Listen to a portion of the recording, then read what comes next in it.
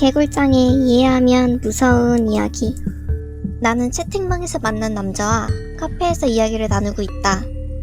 자신은 게임을 좋아한다며 모든 스테이지를 클리어하게 되면 10억을 주겠다는 남자의 말에 의심은 들었지만 게임이라면 자신 있던 나이기에 게임을 하기로 결정했다. 게임은 방탈출이었고 스테이지는 총 3개. 각 스테이지에는 3개의 문이 존재하고 문을 열어 목적지까지 도착하면 된다고 한다. 뭐야, 생각보다 간단하잖아. 나는 남자가 건네준 커피를 마시고 스르륵 잠이 들었다.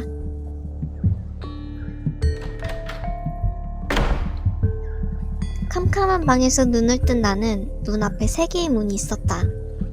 멍하게 문 3개를 바라보는데 스피커를 통해 목소리가 흘러나왔다. 1번 문은 절벽과 절벽 사이에 이어진 출렁다리가 존재한다. 다리는 낡았지만 사람이 건너가기에 안전해 보이는 상태이며 다리 끝에는 한 꼬마아이가 칼을 들고 있다. 2번 문은 동굴길.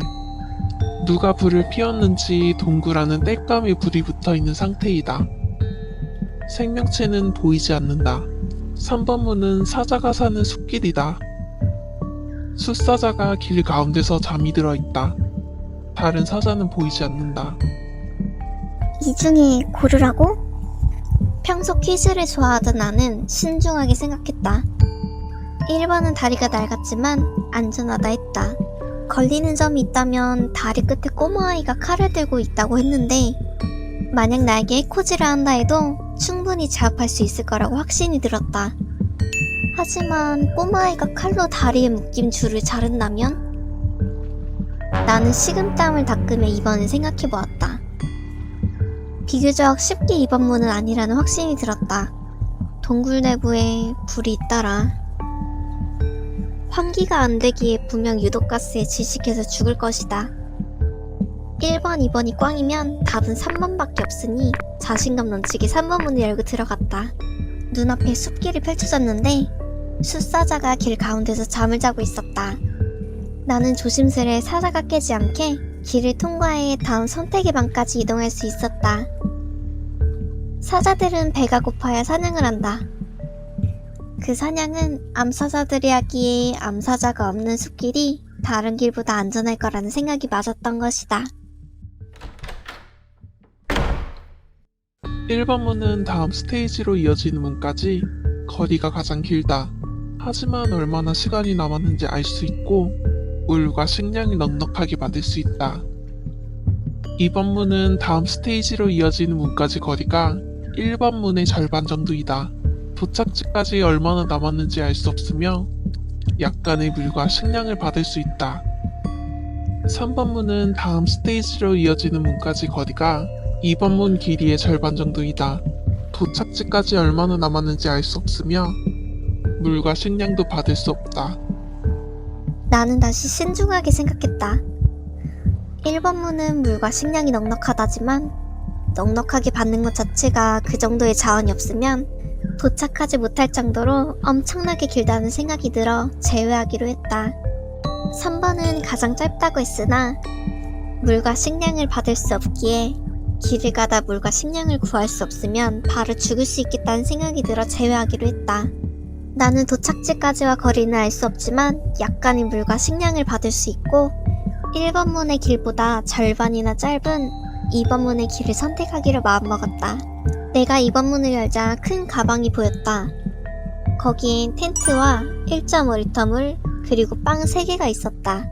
나는 빵 하나와 물을 조금 마시고 짐을 챙긴 후 끝없이 펼쳐진 사막의 길을 따라 걸어갔다. 얼마나 더 걸어야 하는지 알 수 없는 불안함과 뜨거운 햇볕 등이 나를 힘들게 했지만 스테이지를 통과하며 얻을 수 있는 10억을 생각하며 열심히 걷고 또 걸었다. 그렇게 걸어가는데 길 옆에 특이한 복장을 한 소년이 쓰러져 있었다. 근처로 가니 모자에 나뭇잎 문양이 눈에 들어왔다. 저기, 물 좀 주세요. 저도 길을 따라 걸어가야 하는데 목이 너무 말라 움직일 수 없어요. 나는 고민했다. 아직 물이 넉넉해 주는 건 어렵지 않았다. 하지만 아이는 길을 따라 가야 된다고 했다. 나와 같이 가면 또 물이나 식량을 달라고 할 텐데 아이의 몫까지 챙겨주며 무사히 도착할 수 있을까? 나는 미안했지만 아이를 내버려 두고 길을 계속 걸어갔다. 그리고 밤이 되었고 나는 가방 안에 텐트를 꺼내 잠을 청했다. 날이 밝고 나는 식사를 마친 뒤 길을 나섰다. 또 한참을 걷기 시작했는데 이번엔 불꽃 문양의 모자를 쓴 소년이 길가에 쓰러져 있었다.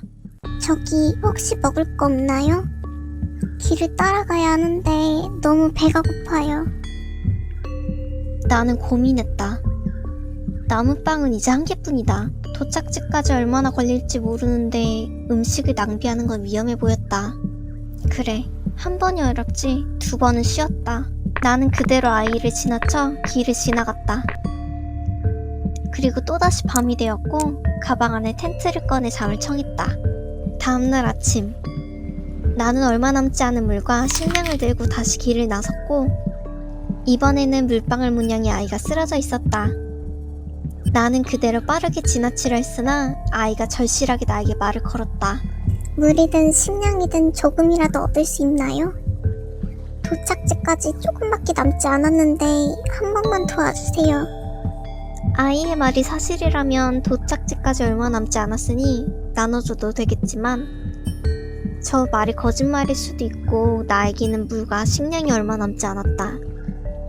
나는 아이의 손을 뿌리치고 길을 나섰다. 그리고 얼마나 걸었을까? 눈앞에 방이 보였다.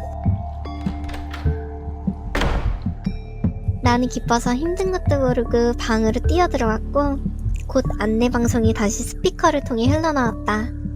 여기까지 도착함을 축하드립니다. 이제 마지막 업보의 문입니다. 세 개의 문은 각각 다른 마을로 이동하게 되며 그곳에 가셔서 10억을 받고 탈출하시면 끝입니다. 나는 당황할 수밖에 없었다. 그냥 마을로 가서 10억을 받기만 하면 된다고?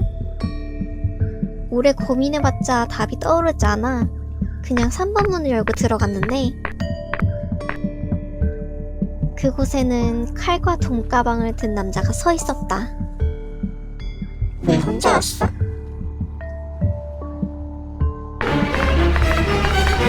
라며 나에게 칼을 들고 달려들었다.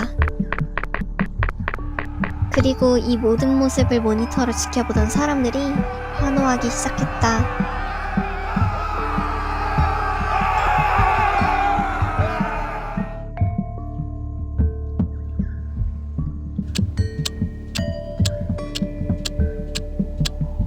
개굴장에 이해하면 무서운 이야기. 해석. 이 게임은 돈 많고 도박을 좋아하는 부자들을 위해 만들어진 게임이다. 그들은 가족이 없는 사람들을 게임 참가자로 모집해 게임을 진행했고 그의 선택들의 도박을 걸며 즐겼다. 주인공은 다행히 올바른 선택을 하며 10억을 받을 수 있는 최종문까지 갔지만 마라톤의 문을 통과하며 3명의 아이 중 1명의 아이도 구하지 않아 그는 업보의 문에서 죽음을 당한 것이다. 그리고 주인공의 죽음을 보며 10억의 상품을 주지 않아도 되는 게임 주최자와 도박에 빠진 부자들은 환호했다.